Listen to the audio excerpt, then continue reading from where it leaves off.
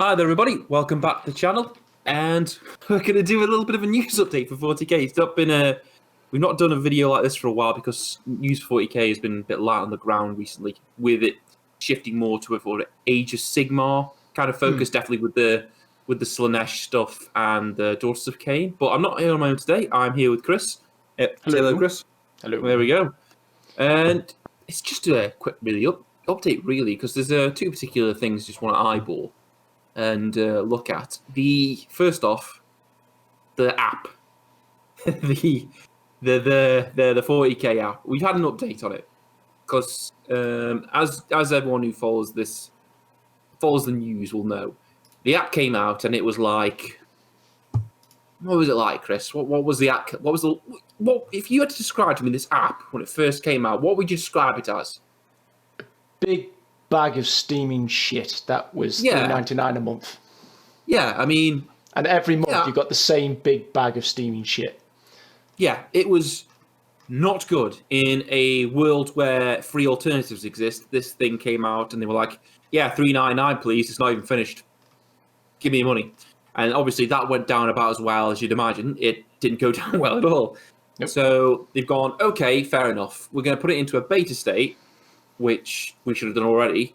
And then we're going to get your feedback and then we're going to make it free, free for people for a certain amount of time. And they tried to get attention towards it by getting people to join it by giving away like armies as prize store, which I personally found a bit try hard. Trust me, it's gonna be good. Yeah, I think a lot of people probably saw through what they were doing there. I mean, you can't really say there's anything wrong with it because ultimately, if you win a free army for doing it, then great. So fair play. It was a little bit. I found it a little bit cringy though because it just seemed very desperate. Right. Well, listen, they had a product, they released it, and it to pretty piss poor fanfare. And they're trying to promote it because they want this thing to be popular and sell and to get recurrent revenue from it, which is fair enough. I'm not slagging off the boys and girls who helped build this app because I'm sure some people have been locked away and have been doing long hours, and it's probably someone. It's been rushed out ultimately. Yeah, it's probably someone. It's probably someone very high up who went, I don't care, it's ready. We'll just slap what's on it and we'll see what the community says. I'd be surprised if that wasn't the case. It feels like that, doesn't it? And I think, we're probably not ever going to know that stuff. That's the stuff that's happened behind closed doors that have ultimately impacted on the release of the app at that point. But yeah, it was a poor decision, which ultimately hurt them. But what is good is that they have, I'll give credit where it's due, and they've really tried to pull it out of the fire and trying to get it working and to make it a success. And they're keeping going with it rather than just sort of giving up on it. They're trying to turn it around, and it looks like it's going in the right direction. Yeah, that is all fair enough. But I don't know how many months people actually got charged for this app, because I knew like pretty soon after its release they made it so it was like, we're going to give you a couple months free, and then they extended that. So I don't know how many payments they got out of this app. It's always going to leave a sour taste in my mouth, because for me it was like, we're going to release this and see how the community reacts. And if the community didn't react as as negatively as it did, this app would probably still be subpar and still be $3.99. But the news is over the weekend we're getting like a big update for the app, and I'm looking at the page from the community website here. So the next update for the app, and I actually go on. Well, I was going to ask Ben, because I'm not really following too much of the news at the moment. I tend to get my news secondhand from you, so I don't really know too much other than a little bit that you said the other night about what the some of the changes were, but even then I've forgotten those already. So what I'd like you to do now, if you're up to the challenge, is based on this new information, I would like you to actually try to sell me, the consumer, the app in 30 seconds. Okay, easy. Crusade is a massive ball ache for pen and paper and keeping track of things. If this app can do Crusade in a way that doesn't melt your brain, it's probably going to be worth it. There you go. Sold. Easy.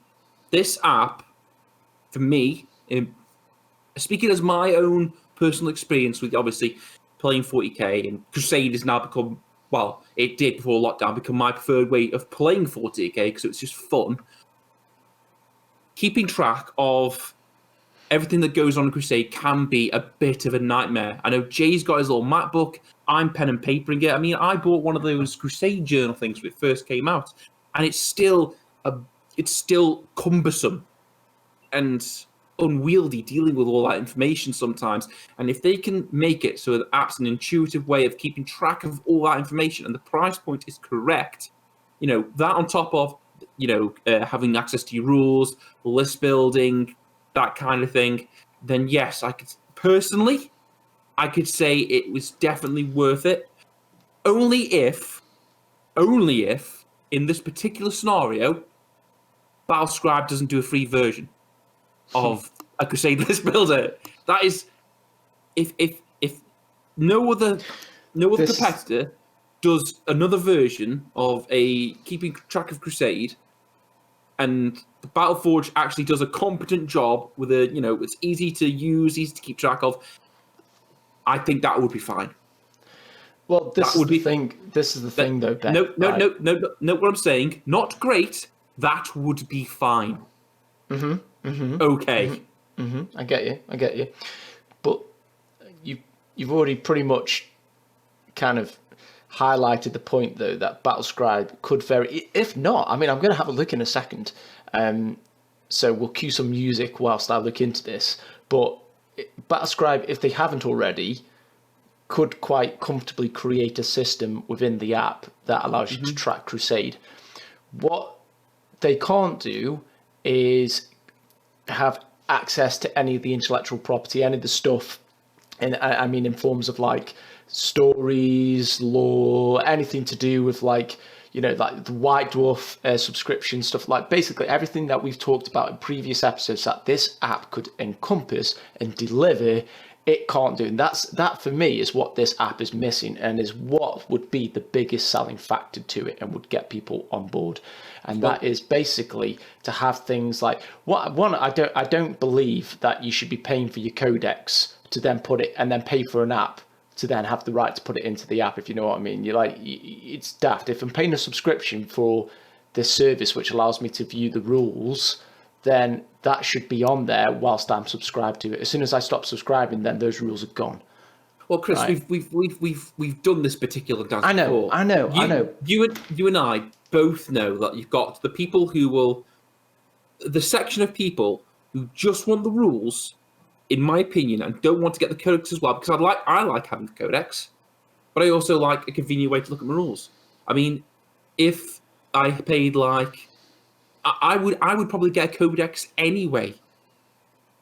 But I'd like to think that if I paid a subscription service, I have access to the rules, and then I can go out and buy a codex for all the the nice pictures and the lore and stuff like that. I would do both, and I think GW is sort of terrified that if they have all the rules available on the app, then all the codex sales will dry up. But I just don't think that's the case at all. No, yeah, exactly. But I'm with you on that, and for certain, because I'm going into my third army now. I would purchase a codex for the army that I'm supporting, or like sort of that classed as my main army, I guess, the one that I'm sort of currently painting and doing up and kind of getting into. But then my other armies, I don't necessarily want to spend 15 quid or whatever it is on a codex for them, because I don't want all the extra blurb, etc. I kind of just want to have the rules so I can play. I don't want to pay that money just so I can play with them. So paying the subscription should give me access to the core rules and the points, etc. And the ability to then build an army and use that army without having to spend that money on the codex. Like, if I want to, I'd buy a codex for main army, like I said, so I could read the lore, I could look at like the painting guides and everything like that. They need to be, they just need to be much more creative with what, like, trying how they sell the codex in that form. I do not agree, and I won't ever agree with buying the codex. I'd love to see someone actually, and fair enough if you can, hats off to you, thumbs up. I'd like to get anyone to give a justification why you should pay for the codex or pay to use this app and then still have to buy the codex and put it in. What the justification is for it, because there isn't one.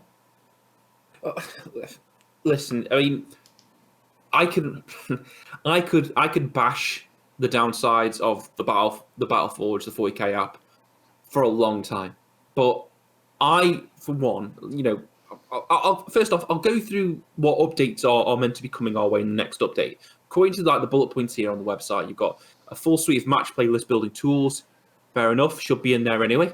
Custom sub factions, so obviously you create your craft worlds, your high fleets, and whatever. What is it here?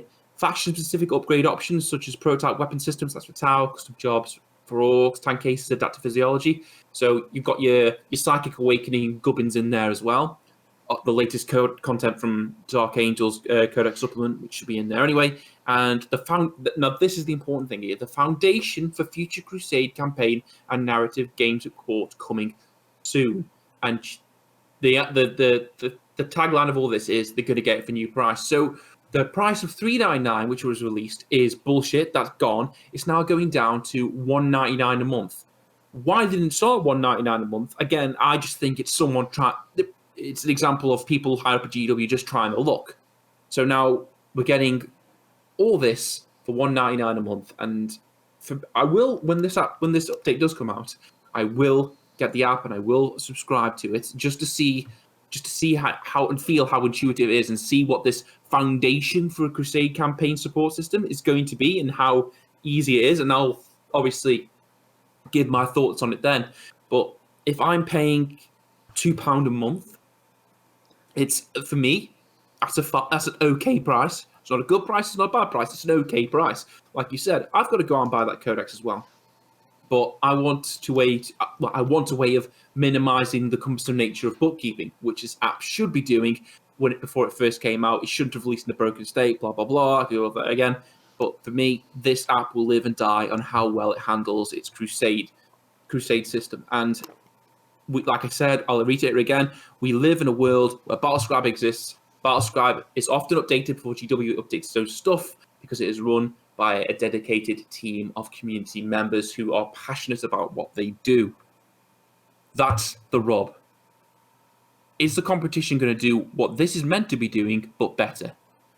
But like I said, I'm not gonna drag it outside and shoot it behind the shed before I've actually looked at it myself. I don't mind paying £2 as like a one-off thing just to look at this thing. If it looks promising, I'll say it's promising. If it's still an underwhelming big bag of shit, then I'm going to call it an underwhelming big bag of shit.